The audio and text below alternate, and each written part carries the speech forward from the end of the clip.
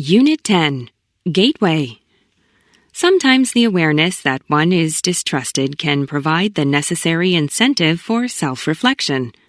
An employee who realizes she isn't being trusted by her coworkers with shared responsibilities at work might, upon reflection, identify areas where she has consistently let others down or failed to follow through on previous commitments.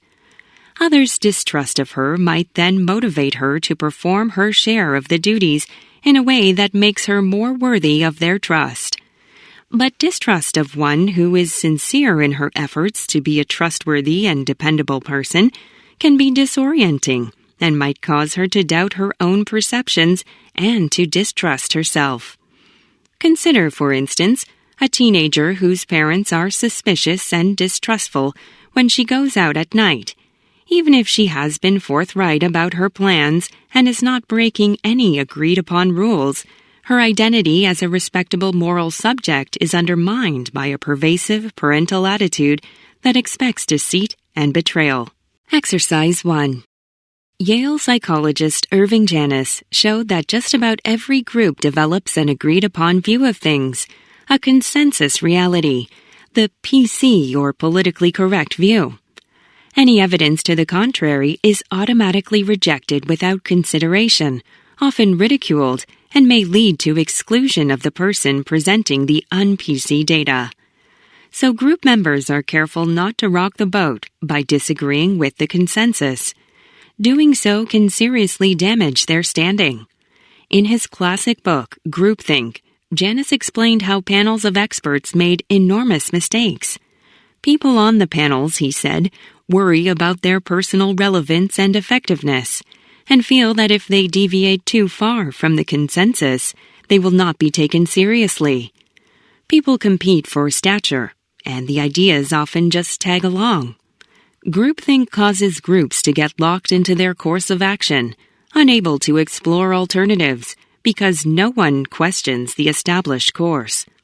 The more cohesive the group, the greater the urge of the group members to avoid creating any discord. Exercise 2. The temperature of 54 degrees Fahrenheit appears to be a magic threshold for several species. For example, at the height of summer, billowing meadows full of grasses and herbs are the habitat for grasshoppers and crickets, which provide an orchestral backdrop with their chirping. However, this soundscape is by no means constant, because to really make a decent sound, the air temperature must be at least 54 degrees Fahrenheit. If it is cooler, you'll barely hear a squeak from these tiny musicians. As cold-blooded creatures, grasshoppers can't regulate their own body temperature, and only really get going when it's warm enough. Their body movements become faster with rising temperatures, resulting in even more rapid vibrations of the legs and wings, which produce the chirping sound, depending on the type. This also changes the frequency of the tone produced. The warmer it is, the higher the pitch. Exercise 3. In America, we have developed the corporation man. His life, his family, and his future lie with his corporation. His training, his social life, the kind of car he drives, the clothes he and his wife wear, the neighborhood he lives in, and the kind and cost of his house and furniture are all dictated by his corporate status. His position in the pyramid of management is exactly defined by the size of his salary and bonuses. The pressures toward conformity are subtle but irresistible, for his position and his hopes for promotion are keyed to performance of duties, activities, and even attitudes which make the corporation successful. In the areas of management, sales, and public relations, the position of the corporation man is secure only from one stockholders' meeting to the next. A successful rebellion there may sweep out whole cadres of earnest men and replace them with others. Exercise 4. Unfortunately, there are some social scientists who refuse to admit the limitations of their field of study. They push hard to make social science imitate physical science. This is usually done by the use of all sorts of numbers, tables, charts, and graphs in order to give the impression of a profound quantification of the subject matter. Now, As a matter of fact, some things can be quantified and some things cannot. We cannot really quantify prejudice or love, for instance. When all is said and done, such attempted quantification is in vain. What is often forgotten, even in the physical sciences, is that science is not primarily a matter of quantification. The use of mathematical techniques is not an end in itself, but only a means to an end, namely, the discovery of what's true about the material world. The use of numbers is one way to be more precise in our effort to rationally understand causes. Exercise 5.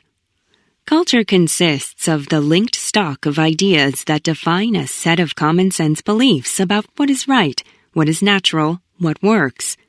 These common-sense beliefs are not universal, but are instead typically bounded by time, as well as by space.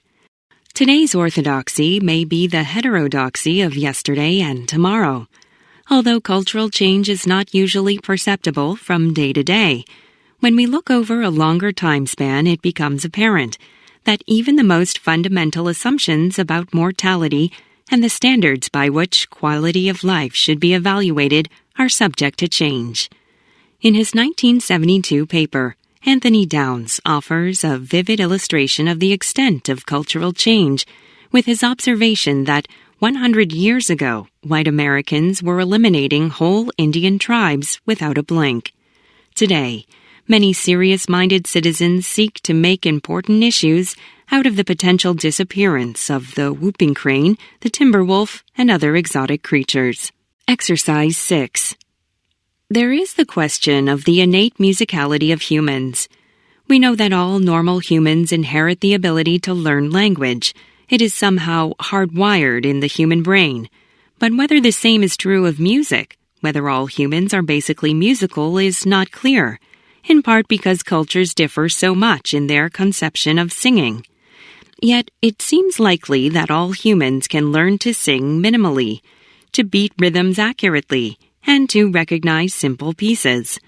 Not all can attain professional proficiency, but then, although all humans can learn to speak, not all can become great orators. The world's societies differ in the degree to which they encourage individuals to participate in music. In some rural societies, most people are considered about equally good at singing, and everyone participates in music making at public events.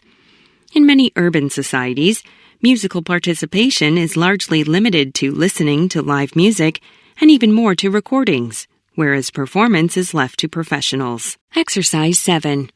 Graham Allison intriguingly laid out his ideas about the Thucydides trap, tensions between an established power and a rising one, in an essay for The Atlantic.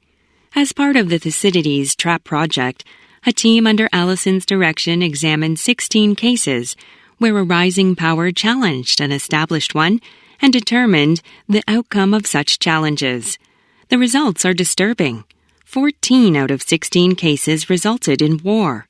The worrying factor, according to Allison, is the fact that normal events or standard crises that can otherwise be resolved nevertheless trigger war. In the case of Athens and Sparta, it was the actions of smaller allies that drew them closer to war. This can easily happen in East Asia. Both Taiwan and Japan have the potential to draw the U.S. closer to war with China. Arguably, the U.S.'s allies might play a bigger role in the Thucydides trap than fear of a rising power. This results in a situation where a great deal of effort is required to escape the Thucydides trap. Exercise 8. Mummification in ancient Egypt was developed in response to a gradual change in burial preferences of its deceased. The artificial preservation of bodies, both human and animal, was practiced in Egypt from about 2686 BC until the beginning of the Christian era. The earliest Egyptians were buried in the sand, typically in the fetal position to reduce the size of the hole that would need to be dug, and the hot, dry climate would dehydrate the body. The physical features of the body would be retained, and this lifelike appearance of the corpse may have supported the belief of an afterlife. As burial practices became more sophisticated, with the construction of elaborate tombs and monuments to the dead, The bodies of the deceased were no longer buried in the desert sand. However, as belief in the afterlife and rebirth was fundamental to Egyptian burial practices, mummification was developed to artificially preserve the body in readiness for the journey to the underworld and to be judged by Osiris. Unit